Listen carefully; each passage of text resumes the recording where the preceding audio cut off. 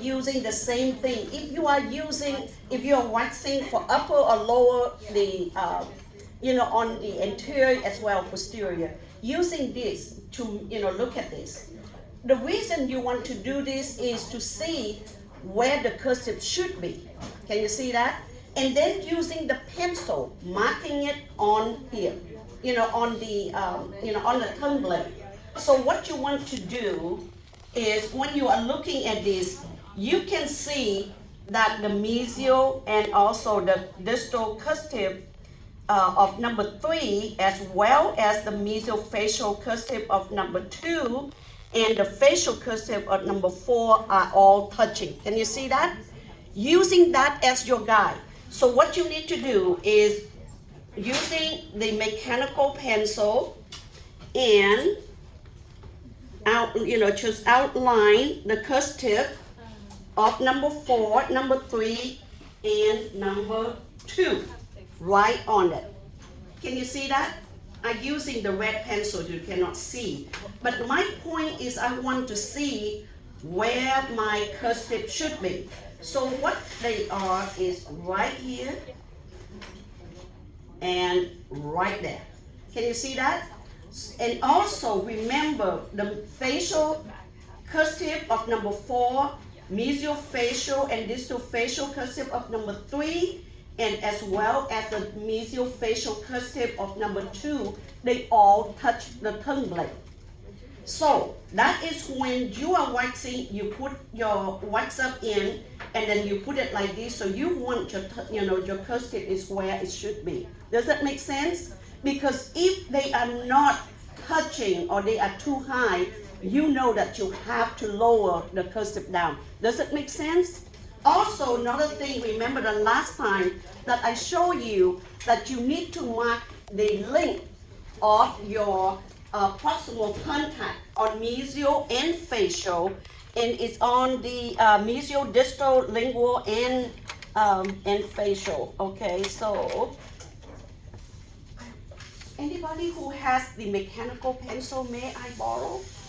I will show you how I mark it. But I am so sorry. I have red pencil, but I did not have any mechanical pencil. Ooh, thank you, babe. You are number 1. Okay, so what I do is, look, what I am marking the height of my proximal contact. Is it absolute? No, but at least it guides me to go do it a little bit closer to what it really is. Does it make sense? Also, another thing is, remember, just like number 8 and number 9 that I did the last time, I hold it sideways like this, and then I mark it just vertical line right there on the mesial facial of number 2. There we go. And then I do another one on the distal of number 4.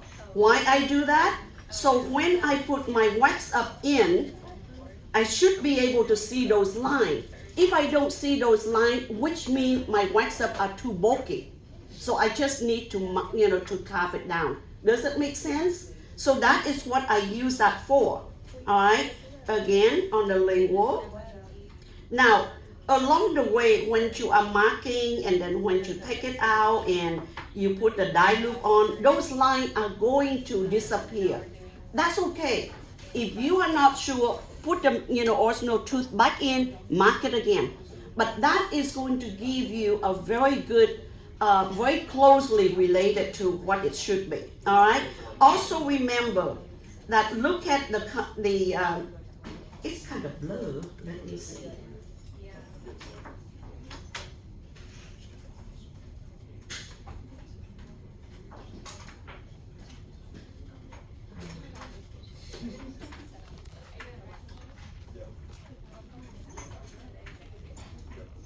Okay. Yeah, that's much better, isn't it? Okay. All right. So if you are looking at the model, you can see that the two, marginal ridge, they are almost like, kind of parallel to each other. Now, you already waxed number 14. Number 3, did you have to put the dye loop on number 14 on the dye? Okay, because that is what you are going to use to cast with the technique metal in the dental material class, okay?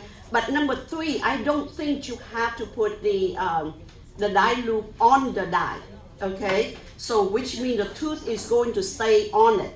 Now, you are going to notice that, see, can you see the, I put a dot there, that is to represent the cursive.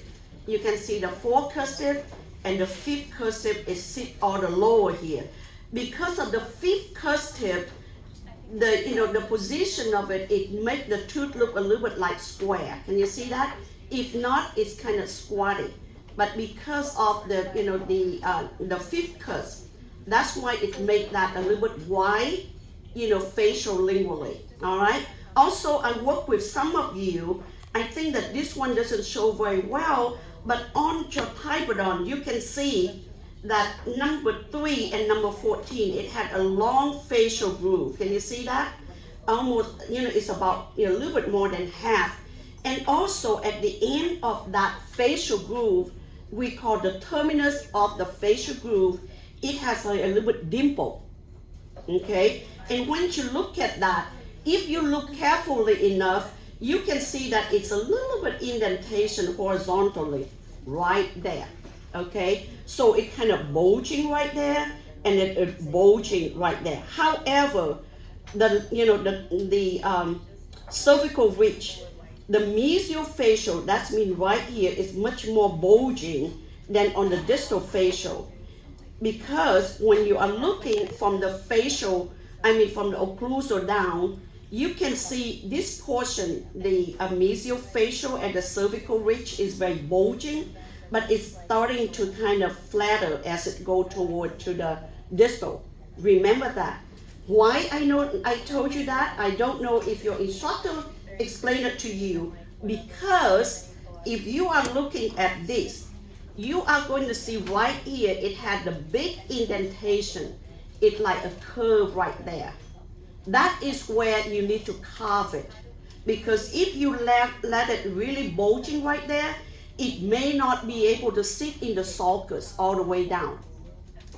Does it make sense? Yeah, so I just want you to see it had that kind of indentation right there at the cervical, right there. Now over here, you can see that it doesn't have that much, but look at over here. See, it's really right on the distal. It's very, kind of indentation right there. So that's why when you are looking on the facial, you can see that toward to the gingival, it's kind of narrow. As it go up toward the occlusal, it flat up, okay? So remember that. All right, so let me see. Anybody who has any question before I move on? All right, so also another thing is I look at some of your wax up. You all forgot one thing about the height of the marginal ridge. If you notice that, naturally when you are using, just the side of number 7 waxing instrument, you do it like this. Can you see that? It go, really smoothly. But when you put your wax up on, and when you do it like this, it go up and go down, which means that your wax up a little bit high, occlusal a little bit high. Before you correct your occlusion, I want to make sure that you need to check the margin, the gingival margin, because a lot of time, since I teach this class for 21 years, the gingival margin, most often our students leave it too thick. So when they put in the typodon, it did not go all the way down in the sulcus, which make your tooth look very high, and you forget to correct that. You keep correct on the occlusion. Then after it's all said and done, you would realize that, oh my God, I did the wrong thing. So make sure that the gingival margin have to be nice and smooth, okay? Make sure it sits all the way down, okay? How do you test that? Like also another thing is, when you put your die in the sulcus, look at it and see how far it sits in the sulcus. Okay, keep that in mind. So when you have your wax up on, you would know that how far that it should go down. Okay, Also, another thing is after you put your wax pattern in the typodon and check at the sulcus, you notice that at the cervical, at the sulcus, because it's very tight fitting, there is no space. Look at that. There is no space. If you have space, which means your cervical ridge is very deficient, or what we call is under contour, which means you just need to add more. Okay? I just want to give you those tips so you would be able to do the self-assessment. Because I understand that you are short-handed in the class, so a lot of you have to work by yourself. So I would like, to show you some tips how you correct yourself, okay? Because a lot of you just talked to me that you did number 14 without anybody checking, and then now you are doing number 3 on Wednesday, and hopefully that you do it better, you see, and more appropriately or correctly formed. You see what I mean? So that's why I would like to give you some tips. So when you work by yourself, you don't, if you don't have any help, you can do the self-assessment, okay? Make sure, even on the lingual, can you see that there is no space at all between the tooth and also the sulcus, except now you see a lot of space in between the teeth, because they don't have the contact, and that is when you have to build the contact, okay? So make sure that there is no space, in the sulcus. All right, that is one thing that in my class that I saw a lot of our students, even though the wax up looked very good, but we had space in the sulcus, and I still have to tell them, take it out and add more wax in there, okay? All right, now, let me see what we need to do, all right? So now let me just go ahead and show you how do we do our wax up, okay? As usual, I am going to put a little bit dilute in my sulcus as well as, on the adjacent tooth. Because when I'm doing my proximal contact, I add the wax. I don't want my wax to get stuck on the adjacent tooth because I even hate to clean after myself. Maybe you need to work in trying to really conserve your energy and also, to use the least time to clean up. Okay, so now I have this tooth. Let me just go ahead and destroy that. Let me just go ahead and make it become the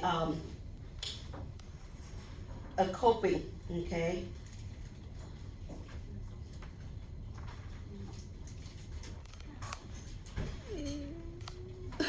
You cry. She's standing next to me and says, ooh, yeah, that's okay. Remember, I told, some of your classmates that this is the only class that totally 100% under your control. Do you know that? Because you use the instrument, you use the wax, you use the temperature it's under your mercy, okay? This is the class that you can make a boo-boo on your wax up, and then you can make that look nice again, okay? This is the only class that you need to control. Now, when you are working on especially like the operative, if you prep on the wrong tooth, or the handpiece or if your hand slip, and the handpiece that, kind of gouge on the tooth next to it, you are dead, okay? But this one, no problem.